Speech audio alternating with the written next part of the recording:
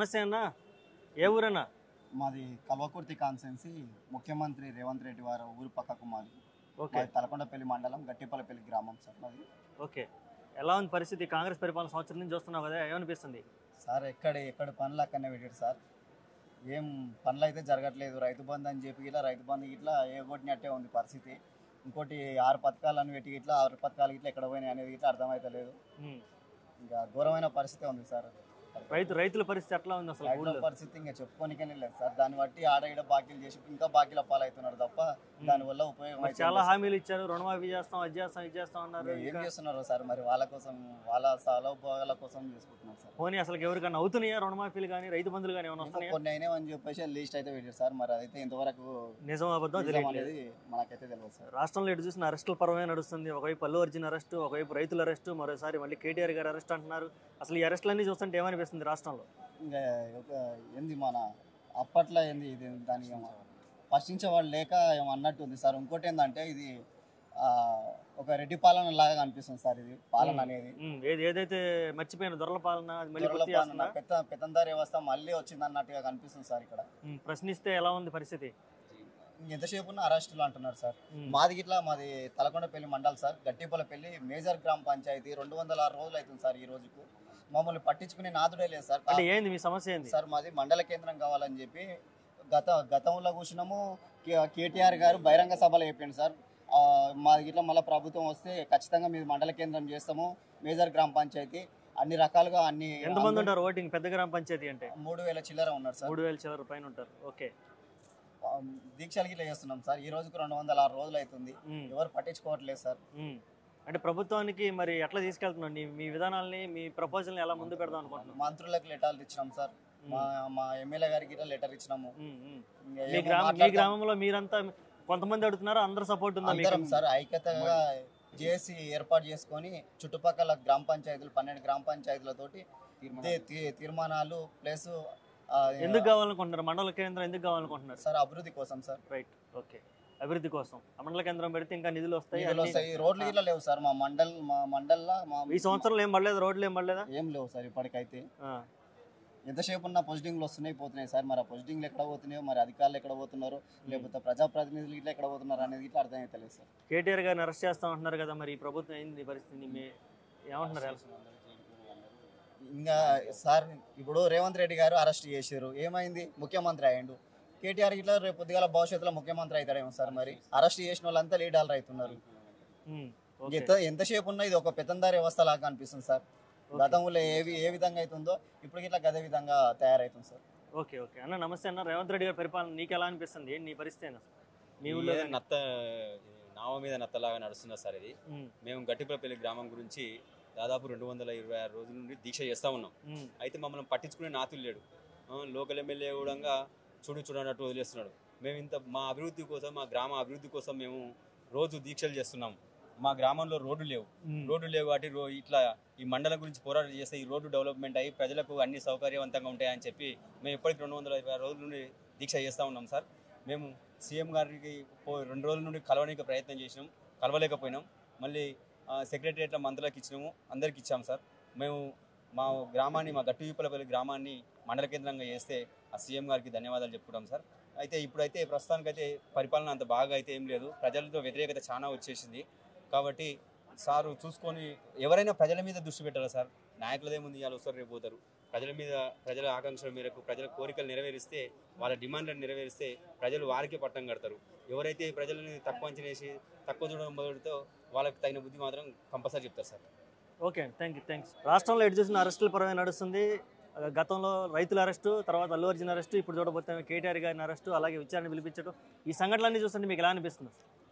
ఈరోజు కాంగ్రెస్ ప్రభుత్వం రేవంత్ రెడ్డి అనేటోడు వాళ్ళు ఇచ్చిన హామీల మీద కనీసం మనసు పెట్టకుండా డైవర్షన్ పాలిటిక్స్ చేస్తూ అడిగిన వాళ్ళను అరెస్టు చేయడం, అడిగితే కనీసం సోషల్ మీడియాలో పోస్టు పెట్టిన అరెస్టు చేసి కనీసం పేరు మర్చిపోతే అరెస్టు చేయడం, అంటే అరెస్టులతోటి ఈ రాష్ట్రాన్ని నడిపియాలని చూస్తున్నాడు. ఇది ఎంత పద్ధతి కాదు. కాబట్టి తీవ్రంగా ఈ ప్రభుత్వాన్ని హెచ్చరిస్తున్నాం. నీ యొక్క దుర్మార్గం చేష్టలు. అందుకే దొంగకు తాళం చేతులు ఇవ్వద్దంటాం. ఈయన నోటుకు ఓటు కేసులో దొరికిన ఒక దొంగ. ఆయనకు తాళం చేయడము ఆ రాష్ట్రం అప్పచెప్తానికే ఇక దొంగ ఏం చేస్తాడు, దొంగ ఇల్లుకు తాళాలు అప్పచెప్తే దోసుకొని పోయినట్టు మొత్తం దోపిడీ. మార్పు కోసం ఈ రాష్ట్ర ప్రజలు ఓటేస్తే ఏడుపు తప్ప ఈ రాష్ట్ర ప్రజలకు ఏం మిగలేదు. సంవత్సర కాలంలో ఏ వర్గమైనా సంతోషంగా ఉన్న దాఖలు లేవు. అన్ని వర్గాలు ముసలి వాళ్ళని ద్రోహం చేసిండు, మహిళల్ని ద్రోహం చేసిండు, విద్యార్థులను ద్రోహం చేసిండు, నిరుద్యోగులను ద్రోహం చేసిండు, రైతుల్ని ద్రోహం చేసిండు. ఈయన చేయని ద్రోహం లేనేలేదు. కాబట్టి అబద్ధాలకు బ్రాండ్ అంబాసిడర్గా రేవంత్ రెడ్డి ఉన్నాడు. ఇప్పటికైనా తన పద్ధతి మార్చుకొని పరిపాలన మీద మనసు పెట్టాలని ఈ సందర్భంగా నేను హెచ్చరిస్తున్నాం.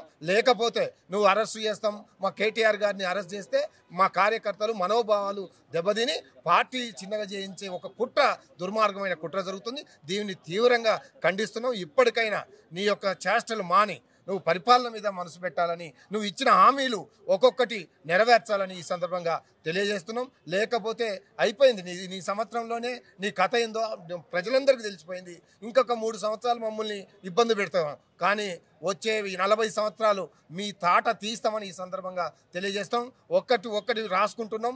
మొత్తం ఎవడెవడు ఏం కథలు పడుతున్నాడో సిఐల కానుండి డిఎస్పీల కానుండి పోలీసులు అలాగే మీ రాజకీయ నాయకులు ఎట్లా దోపిడీకి గురి అవుతున్నారో మొత్తం మాకు అర్థమవుతుంది. కాబట్టి మీ యొక్క చేష్టలు త్వరలోనే ఒక్కొక్కటి బయట పెడతామని ఈ సందర్భంగా తెలియజేస్తూ మీరు ఇచ్చిన హామీలని వెంటనే నెరవేర్చాలి. లేకపోతే నెరవేర్చేంత వరకు మీ మెడలు వంచి పోరాటం చేసి మీరు ఇచ్చిన హామీలు పోరాడి సాధించుకుంటామని ఈ సందర్భంగా మీ ద్వారా తెలియజేస్తున్నారు. రాష్ట్రంలో కాంగ్రెస్ పరిపాలన సంవత్సరం చూశారు, ఎలా అనిపిస్తుంది మేడం సంవత్సరం పరిపాలన?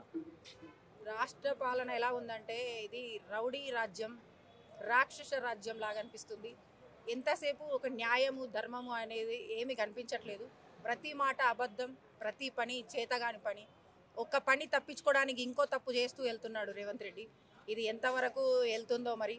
ఆయన చేసే ప్రతి పని ప్రజలకు క్లియర్గా క్లుప్తంగా వివరిస్తున్నారు కేటీఆర్ సార్. అందుకే అతనికి ఇది తప్పుదో పట్టించడానికి ఈ కక్షపూరితంగా చేస్తున్న పని. మహిళలకు పెద్దపేట వేస్తున్నాను, ఉచిత బస్సు ఇచ్చాను, అలాగే 2,800 ఇస్తా అన్నారు. మీరే ఒక మహిళగా మీరే విమర్శిస్తున్నారు, ఎందుకని అలా? మహిళలకు ఉచిత బస్సు ఇచ్చారు, దానివల్ల లాభం కంటే ఎక్కువ నష్టమే జరుగుతుంది. దానివల్ల నష్టపోయిన కుటుంబాలు ఎక్కువైపోయినాయి. దానివల్ల పొల్యూషన్ ఎక్కువైపోయింది. అవసరం లేకుండా మహిళలు ఇంట్లో ఉండాల్సిన మహిళ అనవసరంగా తిరగడానికి వెళ్తున్నారు ఫ్రీ అని. ఆ ఫ్రీ అంత భారం అంతా ఎవరి మీద పడుతుంది? మళ్ళీ మన ప్రజల మీదే కదా. అది అవసరం లేని పని. ఆ పథకం అది వేస్ట్. అది ఇంకా మహిళకు 2,500 ఇస్తా అన్నారు, లేదు. ఒంటరి మహిళకు 4,000 అన్నారు, లేదు. సంవత్సరం అవుతుంది, ఇంకా ఎప్పుడు చేస్తారు? సోనియా గాంధీ డేట్ వస్తుంది, బర్త్డే డేటు, ఆ రోజు వేసేస్తాము అని చెప్పారు. ఆయన రీల్స్ అన్ని మేము మర్చిపోయినా కూడా ఆ రీల్స్ వస్తున్నాయి. ప్రతి చిన్న పిల్లవాడు కూడా వింటున్నాడు. సత్యమేంది అనేది ప్రతి ఒక్కరు గ్రహిస్తున్నారు. కళ్ళబొల్లి మాటలు చెప్తే ఎవరు నమ్మరు. ఆయన ఏది చేసినా కూడా ఒక సాక్ష్యాధారంగా చూపిస్తే ప్రజలు ఏమో నమ్మే అవకాశం ఉంది.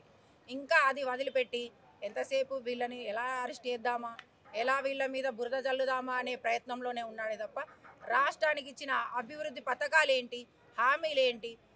మన దేశానికి వెన్నుముక రైతు బంధు ఇంతవరకు రాలేదు, రైతు భరోసా రాలేదు.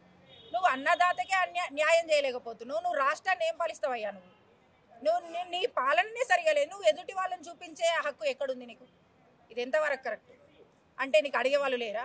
నీ ఇష్ట రాజ్యమా? అంటే రైతు రుణబంధులు ఇస్తున్నానని చెప్పి పెద్ద పెద్ద ఫ్లెక్సీలు వేసి 18,000 కోట్లు వేసానని చెప్పి పబ్లిసిటీ చేసుకుంటున్నారు కదా. ఫ్లెక్సీలు వేస్తే నిజమైపోతుందా? ఒకప్పుడు దేవుళ్ళ మీద ఒట్లు పెట్టి గెలిచిండు మనిషి. ఆయన దేవుళ్ళనే మోసం చేసిన మనిషి. మనుషులకి ఆయనకి అదొక చిన్న పని, అదేం పెద్ద విషయం కాదు. అబద్ధం మాట, అబద్ధపు పాలన, అబద్ధపు మాటలు, ఏది చూసినా మోసం, దగ. ఏ పనికి కూడా ఒక క్లుప్తమైన వివరణ లేదు. ఒక ప్రెస్ మీట్ పెట్టి ఇలా జరుగుతుంది, దీనివల్ల మేము ఇలా చేయలేకపోతున్నాం అనేది ఇంతవరకు ప్రజలకు చెప్పలేకపోయాడు ఆయన. ఏం పాలన చేస్తున్నాడు? చేతగాని పాలన. ఇంకా ఎన్ని రోజులు ఇట్లాంటి మాటలు ప్రజలకు చెప్తూ నమ్మిస్తూ ఎంతవరకు తీసుకెళ్తాడు? ఒక సంవత్సరం టైం ఇచ్చారు కదా, ఆ సంవత్సరంలో నువ్వు చూయించు వీళ్ళు ఏం చేశారు, ఎన్ని తప్పు, ఎందుకు ఎక్కడ తప్పు జరుగుతుంది. అధికారం మొత్తం నీ చేతిలో ఉంది కదా, నువ్వు చూయించవచ్చు కదా. అధికారులందరూ నీ మాట వింటారు కదా. సీఎం తలుచుకుంటే ఏమైనా చేయగలుగుతాడు. అటువంటిది నువ్వు అది వదిలేసి ఈరోజు ఇక్కడ అనవసరం చర్చలు. అతని ఈ రేస్ గురించి అడుగుతున్నాడు. ఈ రేస్ గురించి ఆల్రెడీ కేటీఆర్ గారు చాలా సార్లు దాని గురించి వివరణ ఇవ్వడం జరిగింది. నువ్వు ఇంకా దాన్ని పట్టుకొని వేలాడి ఏ విధంగా ఇతన్ని లోపలేయాలనే చూస్తున్నాడే తప్ప అక్కడ నిజమైన ఆధారాలు ఏమీ లేవు అతని దగ్గర. అండ్ ఇక్కడ ఈ పబ్లిక్ అందరినీ మైండ్ డైవర్ట్ చేయడానికి పన్నుతున్న పన్నాగం ఇది.